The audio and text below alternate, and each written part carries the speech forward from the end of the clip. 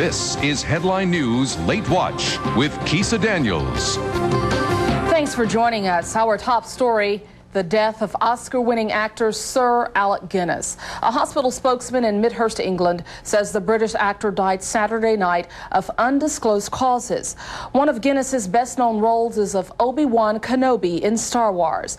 The 86-year-old was knighted by Queen Elizabeth back in 1959 for his accomplishments in theater and film. Jim Moray has more on Guinness's life and career. Athletic hobby. Sir Alec Guinness was known for his dignified reserve and typically British manner. His movie career encompassed a startling versatility and included roles in some of the great epic films of the last half-century. There's something you haven't told me, Tonya. How did you come to be lost?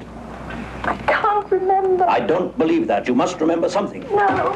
Guinness was born in London in 1914 and began his acting career on the stage. But in the late 1940s, English film director David Lean chose Guinness for roles in two classic Dickens stories, Great Expectations and Oliver Twist. Why are you awake? Speak out, boy, quick. I couldn't sleep any longer, sir. What have you seen?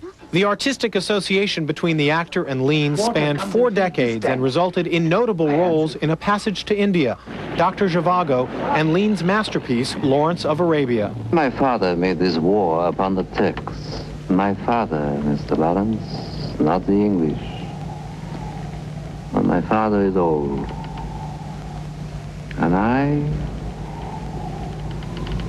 long for the vanished gardens of Cordoba. But Guinness's greatest performance for Lean came in 1957. What have I done? His role as the defiant PW leader won him an Academy Award for Best Actor and helped earn The Bridge on the River Kwai an Oscar for Best Picture. Oh, have you a paper? May I see the latest test score, please? As noteworthy as these dramatic roles were, Guinness first rose to fame in comedy. The Ladykillers was one of a number of classic British comedies Guinness starred in during the 50s. In Kind Hearts and Coronets, he played 8 roles, including a woman.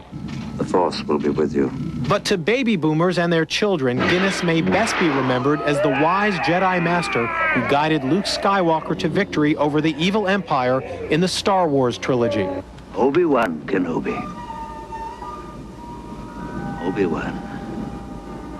Now that's a name I've not heard in a long time. A long time. You know it. Well, of course I know him. He's me. Though he appeared recently in Kafka, Guinness found it more and more difficult in his later years to find high-caliber roles. As you get on in years, those become few and far between. I mean, when you're a young actor playing elderly or old men, I mean, it's quite fun. When you're pretty elderly yourself, they're always asking you to be younger, and that's not so easy. Guinness was knighted in 1959 and received a special Oscar 20 years later for his contribution to film. But with characteristic humility, Alec Guinness referred to himself as only an actor, at best a kind of unfrocked priest who, for an hour or two, can call on heaven and hell to mesmerize a group of innocents. Sir Alec Guinness, dead at the age of 86.